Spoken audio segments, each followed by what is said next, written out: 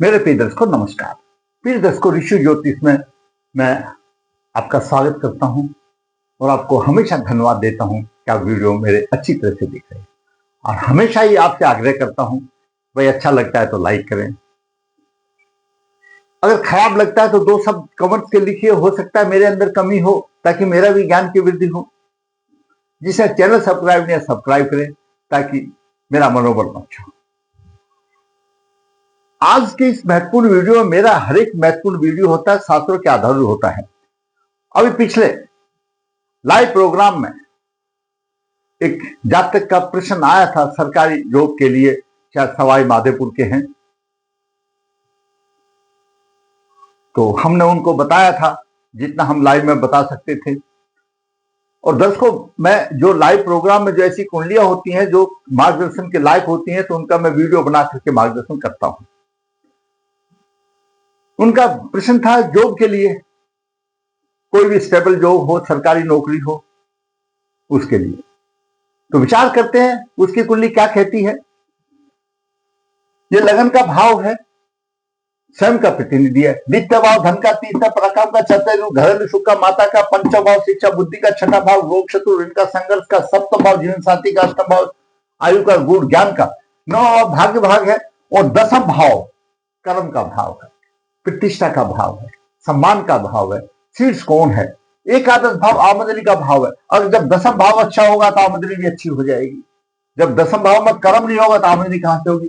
और द्वादश भाव हमने जो कमाया धमाया उसको खर्च करने का भाव है, सेवा सुख का भाव है और किसी प्रकार के दंड का भाव है। ये बात है। आपकी लगन कुंडली किसी भी हो, अगर आपका दसम भाव का स्वामी द्वितीय भाव में हो तो भी जातक अपने व्यवसाय को किसी तरह से मैनेज कर लेता है। दसम भाव का स्वामी अगर शुभ स्थिति में हो, अच्छे उसमें हो तो कर लेता है, उसमें कोई दो राय नहीं, लेकिन शुभ स्थिति में होना चाहिए। लगने छठे भाव में, लगने छठे भाव में तो परमृत्यु हो जाता है। और चंद्रमा राहु का ग्रहण योग वो सबसे बड़ी बीमारी है। मैं हमेशा बताता हूं, गुरु राहु का चांडाल योग, सूर्य राहु का ग्रहण योग और चंद्रमा राहु का ग्रहण योग, ये सारे कुंडलियों में शुभ योगों का सफाया कर देता है। आइए विचार करते हैं क्या कहती है जातक की कुंडली। सरकारी नौकरी के लिए परेशान क्यों नहीं मिल रही है। पहले ग्रहों की स्थिति बात कर ले। जातक का जन्म 10 अप्रैल 1953 कृष्णपक्ष ज्येष्ठा चरण 1 गणमूल नक्षत्र है। शनिवार को रात को 9:10 पर रात्रि को हुआ। जन्म के समय तुला लगन 29 डिग्री, लगन में मृत अवस्था में द्वितीय भाव में चंद्रमा 19 डिग्री नीच राशि का, साथ में राहु 21 डिग्री लेकर के बराबर अंशों में चलता है।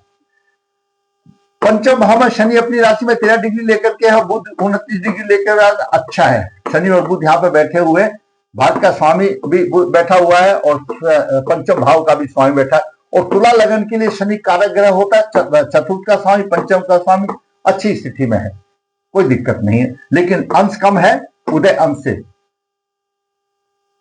छठे भाव में शुक्र उच्च राशि में वक्री है, वक्री हो जाता है तो नीच जैसे प्रभाव देता है। हमारा ज्योतिष शास्त्र ऐसा बताता है। सूर्य 7 में 27 डिग्री लेकर के, अष्टम भाव में केतु 21 डिग्री लेकर के और नवम भाव में मंगल 28 डिग्री लेकर के है और द्वादश भाव में गुरु 14 डिग्री 36 मिनट लेकर के विराजमान है। यह ग्रहों की स्थिति रही। अब एक नजर नवास पर भी डालते हैं। नवास में दर्शकों, विष नवास में और पुष्कर नवास को देखना बहुत जरूरी है। वो ग्रहों की कुंडली की रूपरेखा सब बदली करती है। विष नवास में सूर्य है, सूर्य विष नवास में है क्योंकि सूर्य के 27 डिग्री लेकर के मीन राशि में है। वर्गोत्तम है आ गया, लेकिन बोलेंगे वर्गोत्तम में तो बलि हो गया। अरे बलि कहां से हो गया मेरे भाई, ये तो विष नवास में आ गया 27 डिग्री लेकर के। सूर्य जब विष नवास में आ जाता है, यही से हम स्टार्ट करते थे, सूर्य ग्रहों का राजा है। सूर्य प्रशासन का कारक है, प्रतिष्ठा का कारक है, सूर्य ग्रहों का राजा है, आत्मा का कारक है, पिता का कारक है। विष नवास में आ गया। जब सूर्य विष नवास में आ गया तो अपने जितने कारक मैंने बताए उनकी हानि कर देगा। प्रशासन की हानि कर देगा, सम्मान की हानि कर देगा, पिता की हानि कर देगा, आत्मा भी क्षुब्ध होगी, हानि कर देगा। विष नवास में यही है। और सूर्य एकादश भाव का स्वामी है, एकादश भाव की भी हानि कर देगा। क्यों आमदनी देगा वो, क्योंकि विष नवास में आ गया। यहीं से बात शुरू करते हैं। अब बात करें, पुष्कर नवास में गुरु आ गया। गुरु, हम खुश हो जाते हैं, जैसे पिछले वीडियो में आपको बताया गुरुदेव का कारनामा। अब गुरु पुष्कर नवास में, भाई ये तो देखो आपकी कुंडली में गुरुदेव का कहां स्थान है। पुष्कर नवास का मतलब है बलिष्ठ हो जाना, अच्छा प्रभाव देना। अगर वो अकारक है तो अकारकता में अच्छा प्रभाव देगा, मतलब बली हो जाएगा, खराब प्रभाव देगा। और कारक ग्रह है, कारक ग्रह अगर पुष्कर नवास में हो जाता है तो आसमान पर प्रतिष्ठा चढ़ जाती है। अब गुरु यहां पर तीसरे भाव का स्वामी है, छठे भाव का स्वामी है, कृष्णाय है और द्वादश भाव में है, तो क्या देगा गुरु? खर्चा ही देगा, कोर्ट कचहरी वाला देगा। तो एकारक है, अशुभ स्थान का स्वामी हो गया। छठा भाव रोड ऋण का भाव है, कोर्ट कचहरी का, द्वादश भाव का भी खर्चे का भाव है, तो खर्चा ही देगा भाई। तो कुछ फायदा वाली बात नहीं हुई है, पुष्कर नवास से भी कोई फायदा नहीं हुआ और इससे भी कोई फायदा नहीं हुआ।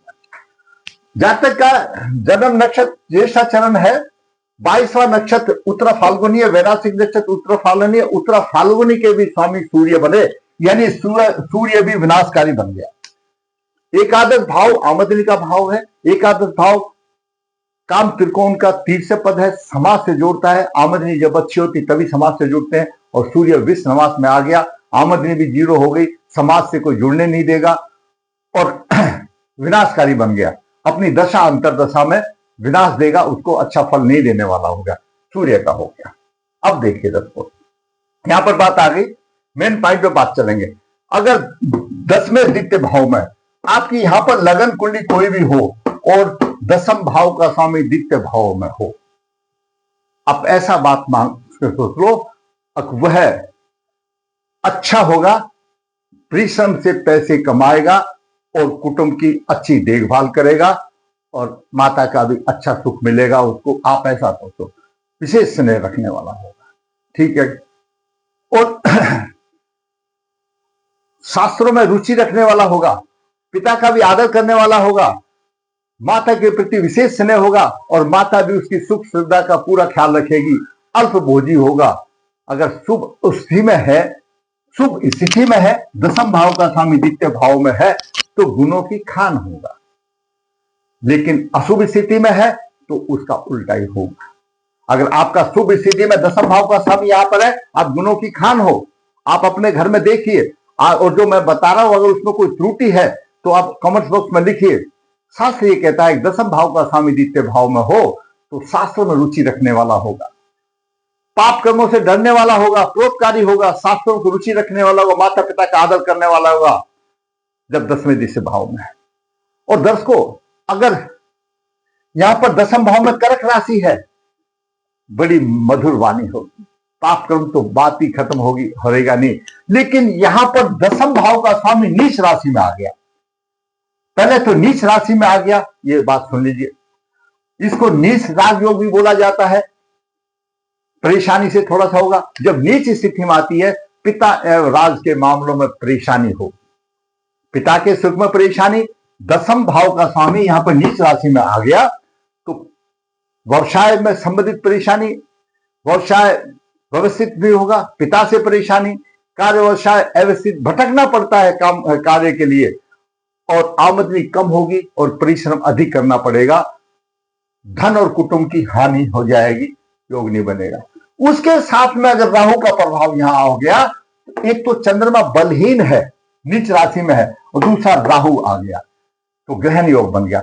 अब द्वितीय भाव में राहु चंद्रमा का योग क्यों आया? बात तो दर्शकों ये है पते की, ये भी वंश परंपरागत दोष है। पूर्व जन्मों ने इन्होंने या इनके परिवार ने किसी ने भी निर्दोष स्त्री पर व्यभिचार का आरोप लगाया, ऐसा कुछ हो सकता है, और स्त्री की जायदाद पर अवैध कब्जा किया, तो उसके प्रतिफल में ये योग आता है। 7 पीढ़ी तक उस स्त्री का श्राप रहता है। हर पीढ़ी में पुरुष अविवाहित भी रह सकता है, सन्यासी भी रह सकता है, स्त्री की अकाल मृत्यु भी हो सकती है, अगर शादी भी हो जाए तो स्त्री को 50 बाधा भी हो सकती है, दाम्पत्य सुख में परेशानी आती है, व्यवसाय में हानि होती है और दरिद्रता होती है, अगर द्वितीय भाव में राहु चंद्रमा का ये योग आ गया। कर्म फल भोगना पड़ेगा। भगवान ने भी बोला है, इसलिए आप किसी भी स्त्री को, चाहे असहाय हो ना असहाय हो, उसको सम्मान की दृष्टि से देखिए तो आपको अवश्य फल मिलेगा। क्यों? स्त्री लक्ष्मी का स्वरूप होती है। मैं हमेशा वीडियो में बताता हूं कि सुख स्त्री को संबंधित करता है और वो लक्ष्मी स्वरूप आती है।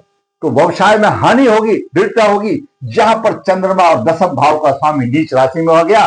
और जातक ने अभी पिछले लाइव प्रोग्राम में जब बताया रविवार को, तो आज मैं सोमवार को ये वीडियो बना रहा हूं, आपको 2-4 दिन के बाद मिलेगा।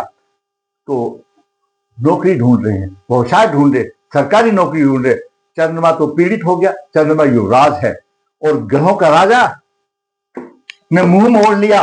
किस वजह से? उनके कर्मों के हिसाब से विश्व नवास में आ गए। प्रतिष्ठा कहां से मिलेगी? पिता का सुख कहां से मिलेगा? आमदनी कहां से मिलेगी? गोल हो गए। ये समस्या आई, ये हुआ कर्म का फल। इसलिए मैं बोलता हूं। और शुक्र की महादशा चल रही है, शुक्र यहां पर अशुभ हो गया, उच्च दे करके भी वक्री हो गया। और लग्नेश है, प्रबल पितृदोष आ गया, प्रबल पितृदोष आ गया।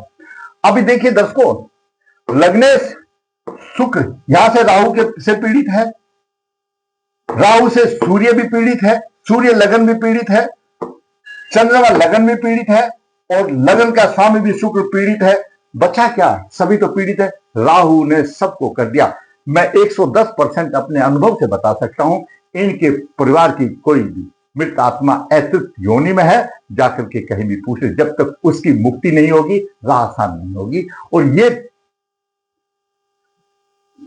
कितने पीढ़ी तक बताया? हर पीढ़ी में ऐसा रहेगा, 7 पीढ़ी तक ऐसा प्रभाव चलता है। और छोटे मोटे आप उपाय करोगे दर्शकों, आप परेशान होगे, आपका टाइम खराब होगा। इसकी सिद्ध जगह पर इसका प्रायश्चित करना चाहिए और जो अतिरिक्त योनि में इनके पूर्वज हैं उनकी मुक्ति कराना चाहिए, तब ही जाकर के और होगा। दशम भाव का स्वामी है, मुक्ति कराने के बाद आप शुक्र के साथ चंद्रमा का रत्न गले में धारण करो, सूर्य को अर्घ दो, आपको कुछ ना कुछ प्रभाव मिलेगा, कुछ ना कुछ अच्छा प्रभाव मिलेगा। तो मैंने आपको ये बताया द्वितीय भाव में कैसे पीड़ित हो गया, लग्न छठे भाव में पितृदोष आ गया, चंद्रमा राहु का ग्रहण योग आ गया, सूर्य विनाशकारी बन गया। सूर्य एकादश भाव का स्वामी, प्रशासन का कारक है, पिता का कारक है, विनाशकारी होगा। क्यों होगा? गुरु पुष्कर नवास में आकर के धन की हानि कर रहा है भाई। क्यों? पुष्कर नवास में कार्य तो ग्रह को ही तो देगा, बाकी तो धन की हानि करेगा। हर एक कोई पुष्कर नवास में आने के बाद अच्छा नहीं देगा। तो सारे ही लगन पीड़ित हो गए और सूर्य विनाशिक नक्षत्र का स्वामी होगा, विनाशकारी हो गया। कितनी संघर्ष में कुंडली हो गई। और ऐसे बोलते हैं कि गुरुजी क्या मुझे कम मिलेगी? कैसे मिलेगी भाई? कर्म ऐसे हैं तो कैसे मिलेगी? कोई गुंजाइश ही नहीं है। आपका अवस्थित रहेगा। आप जो मैंने उपाय बताया उपाय कीजिए और फिर छोड़ दीजिए श्री प्रभु के ऊपर। आपका अगर उपाय अगर उनको मंजूर हुआ तो तथास्तु बोलेंगे, नहीं तो भाई कर्म भोग भोगना पड़ेगा।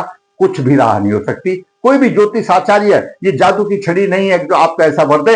आपके कर्म फल हैं, आप गया। और आप उन कर्म फल को सुधारने के लिए जितना शुभ काम करोगे उतना ही आपको प्रगति होगी। अगर आपको मेरा वीडियो अच्छा लगा है तो लाइक करें, शेयर करें। जिसने चैनल सब्सक्राइब नहीं है सब्सक्राइब करें, ताकि आने वाली भी वीडियो आपका मार्गदर्शन करती रहे। धन्यवाद।